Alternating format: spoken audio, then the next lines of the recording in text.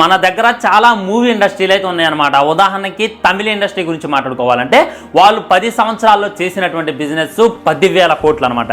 And తర్వాత మాట్లాడుకోవాల్సిందే కన్నడ గురించి అనమాట. వాళ్ళు ఈ 10 సంవత్సరాల మొత్తంలో కలిపి వాళ్ళు చేసినటువంటి బిజినెస్ 4,000 కోట్లు. అంటే వాళ్ళు పెట్టినటువంటి సినిమాకి వాళ్ళకు వచ్చినటువంటి పెట్టుబడి మొత్తం కలిపి చెప్తున్నా 4,000 కోట్లు అయితే రావడం జరిగింది. కానీ మన టాలీవుడ్లో చూసుకున్నట్లయితే అది మన ప్రభాస్ చూసుకున్నట్లయితే ఈ 10 సంవత్సరాల్లో అంటే బాహుబలి 1 రిలీజ్ అయిన దగ్గర నుండి ఈ కల్కి సినిమా దాకా మాట్లాడుకుంటే ఆల్మోస్ట్ ఇప్పటిదాకా 5,000 కోట్లు ప్రభాస్ అన్న సంపాదించేది చూపించాడు. ఒకసారి అర్థం చేసుకోండి. అక్కడ కన్నడ వాళ్ళకన్నా ఒకటి ఎక్కువలోనే ఉన్నాడు. తమిళ హీరోలందరూ స్టార్ హీరోలందరూ కలిసి సంపాదించిందంటూ సగం అయితే సంపాదించి చూపించిండు ఓన్లీ ఈ 9 సంవత్సరాల్లో జరిగినటువంటి మ్యాజిక్. నన్ను అడిగితే ప్రభాస్ అన్న ఈ టాలీవుడ్ వదిలిపెట్టి ప్రభాస్ రెబల్ వుడ్ అనో ప్రభాస్ వుడ్ అనో పెట్టి ఒక ఇండస్ట్రీని నడిపించవచ్చు అనమాట. మాటలు కాదనమాట. ఏ హీరోకి దక్కదితే ఏ హీరోకి కూడా ఇంత పాసిబిలిటీ అయితే లేదు అనేటటువంటిది క్లారిటీగా అర్థమైపోతుంది. కాబట్టి నేను చెప్పొచ్చేది ఏంటి అంటే ఈ టాలీవుడ్ వదిలిపెట్టి ఈ బాలీవుడ్ వదిలిపెట్టి నీకంటూ ఒక సపరేట్ ఇండస్ట్రీని ఏర్పరచుకొని కలెక్షన్ల వర్షం కురిపించుకున్నా అని చెప్పి నాకైతే అనిపించింది అనమాట. కానీ మన ప్రభాస్ అన్న అయితే అలా చేయడు. ఎందుకు చేయడు? దానికి కావాల్సిందే టాలీవుడ్, ఆయనకు కావాల్సింది ఈ వుడ్. ఎందుకంటే ఈ వుడ్ని పైకి తీసుకెళ్లాలన్నమాట. ఇప్పుడు ప్రతి ఒక్కళ్ళు మేము పాన్ ఇండియా సినిమా తీస్తున్నాం, మేము ఇండియా వైజ్గా సినిమా రిలీజ్ చేస్తున్నాం అని చెప్పి కాలా ఎగరేస్తున్నారు. కానీ వాళ్ళందరికీ ఒక ప్లాట్ఫామ్ క్రియేట్ చేసింది, వాళ్ళందరికీ ఒక బ్రిడ్జ్ క్రియేట్ చేసింది రాజమౌళి గారు ఉండొచ్చు. రాజమౌళి గారు జస్ట్ కట్టారు కానీ ఆ కింద నిలబడి నడిపిస్తున్న బట్టికి 100% రెబల్ అని చెప్పొచ్చు. ఎందుకంటే ఒక సినిమా కోసం 5 సంవత్సరాలు కష్టపడి తీసి ఆ యొక్క ఎఫెక్ట్స్ పెట్టాలన్నమాట. అల్లు అర్జున్ కూడా ఒక ఇంటర్వ్యూలో తెలియజేసింది అనమాట. 5 సంవత్సరాలు ఒక్క సినిమా కోసం డెడికేట్ చేయడం ఏ హీరో వల్ల కాదు, అది వన్ అండ్ ఓన్లీ తనకి మట్టికే సాధ్యమైతే ఆయన ఎవరు అనేటటువంటిది మీకు తెలుసు అనమాట. సో కల్కి సినిమాకి 1000 కోట్లు అయితే రావడం జరిగింది. ఇక దీన్ని పట్టుకొని చాలా మంది చాలా రకాలుగా అయితే నమ్మట్లేదు అనమాట. ఇప్పుడు సెన్సార్ టాక్ ప్రకారం ఇప్పటిదాకా సినిమా 800 కోట్లే వసూలు చేసింది, కానీ వాళ్ళు ఫేక్ కలెక్షన్ చేస్తున్నారు అనేటటువంటి మాట మాట్లాడుతున్నారు. ఇక తమిళోళ్ళు నాకు రెస్పెక్ట్, తమిళ అన్న, తమిళ ఇండస్ట్రీ అన్న, తమిళ హీరోస్ అన్న చాలా రెస్పెక్ట్. కానీ వాళ్ళు చేసేటటువంటి రచ్చ ట్విట్టర్లో చూస్తుంటే నిజంగా సర్వని మండుతుంది భయ్య. ఒకసారి చూడండి, మీకే చెప్తాను. ఇగో దీన్ని 1000 కోట్లు అంటారనమాట. ఇది ఏదైతే ఉందో ఇది బాహుబలి మూవీ వసూలు చేసింది. ఇగో దీన్ని 1000 కోట్లు అంటారనమాట.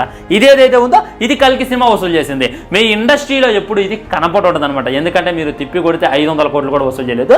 ఏ సినిమాకి చిన్నగా వచ్చినటువంటి సినిమా కన్నడ మూవీలే 20 కోట్లు పెట్టుబడి పెడితే ఆల్మోస్ట్ 400 కోట్లు వసూలు చేస్తున్నాయి. మరి మీ సినిమాకి ఒక్కొక్క సినిమాకి 300 కోట్లు పెట్టుబడి పెడుతున్నారు, 500 కోట్లు పెట్టుబడి పెడుతున్నారు. మరి ఎందుకు రావట్లేదు? పొన్నియిన్ సెల్వన్ 1 అన్నారు, పొన్నియిన్ సెల్వన్ 2 అన్నారు. అయినప్పటికీ ఎందుకు మీకు కనీసం 1000 కోట్లు అట్లా కనీసం ఎందుకు 500 కోట్లు రావట్లేదు అంటే మీ ఏడుపులు అనమాట. ఇంత మంచిగా హిట్ అయినటువంటి సినిమాని మీరు కల్కి సినిమాని ట్రోల్ చేస్తే మాకేం బాధలేదు, ప్రభాస్ సినిమాని ట్రోల్ చేస్తే మాకేం బాధలేదు, కానీ మీరు మహాభారతాన్ని ట్రోల్ చేస్తున్నారు. ఇంకొకడు తమిళ్ రివ్యూవర్ ఒకటి మాట్లాడింది ఫ్రెండ్స్.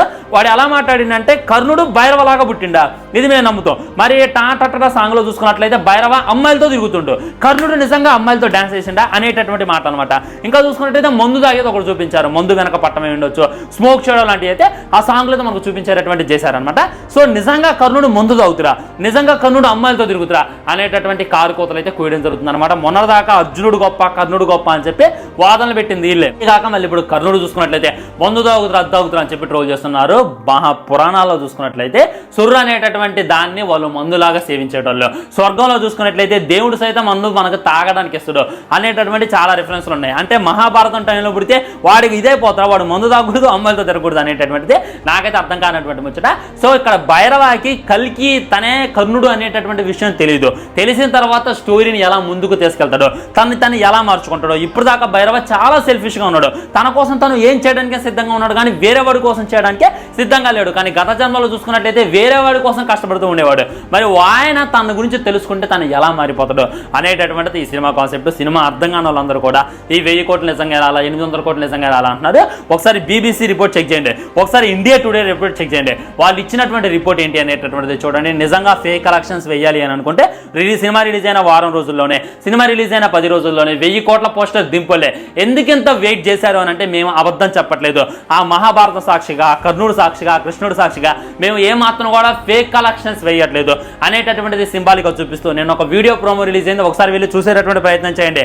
ఆయన పేరు చరిత్రలో మిర్చిపోద్ది. కర్ణ అనేటటువంటిది పెట్టి 1000 కోట్లు అయితే వేయడం జరిగింది. సో ఇక్కడ కృష్ణుడితో ఎలివేషన్ ఇప్పిస్తున్నారు. కృష్ణుడిని, మహాభారతాన్ని, కర్ణుడిని అడ్డుగా పెట్టి మేము అబద్ధాలు ఆడడం అనేటటువంటి క్వశ్చన్ అయితే వాళ్ళు అఫీషియల్గా తెలియజేశారు. ఇక దీన్ని పట్టుకొని కూడా నిజంగా 1000 కోట్లు రాలేదు అని అనడానికి ఎలా అనిపిస్తుంది అవుతుందో నాకైతే అర్థం కావట్లేదు అనమాట. సో ఏడుపులు అయితే ఆపేయండి. మీ ఇండస్ట్రీ బాగుపడాలంటే ఏం చేయాలి అనేటటువంటిది ఆలోచించండి. మీకు చేతకాదు ఇక్కడ ఉన్నటువంటి తెలుగు సినిమాలు చేస్తే అక్కడ రీమేక్ చేసుకోవడం చేతైతే, ఇక్కడ ఉన్నటువంటి తెలుగు సినిమాని ట్రోల్ చేయడం చేతైతే, భారతీయుడు సినిమాకి నేను పాజిటివ్గా ఇస్తుంటే ఎందుకు భయ్యా వాళ్ళు మన కల్కి సినిమాని సరిగ్గా చూడరు, నువ్వెందుకు భారతీయుడు సినిమాని ఎంతలా లేపుతున్నావు అంటున్నారు. ఇంకెందుకు ఫ్రెండ్స్, ఒకటి గుర్తుపెట్టుకోండి, అదే తమిళనాడులో భారతీయుడు మూవీ టికెట్ 110 ఉంటే మా తెలుగులో చూసుకున్నట్లయితే ఆల్మోస్ట్ 230 రూపీస్ ఉంది, సగం కన్నా ఎక్కువ అనమాట.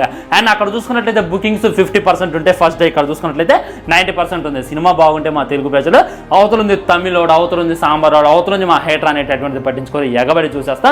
ఇది ఉంటే మట్టికి ఆ ఇండస్ట్రీ కూడా బాగుపద్ది అనేటటువంటిది రియాలిటీగా ఏడుపులు ఆపేస్తారు ఈ వీడియోతో అని చెప్పి నేనైతే అనుకుంటున్నా. మీ తెలుగు తెలిసిన ఫ్రెండ్ ఎవరికైనా సరే ఈ వీడియోని షేర్ చేయండి ఫ్రెండ్స్. బాయ్, ఉంటాను, నమస్కారం.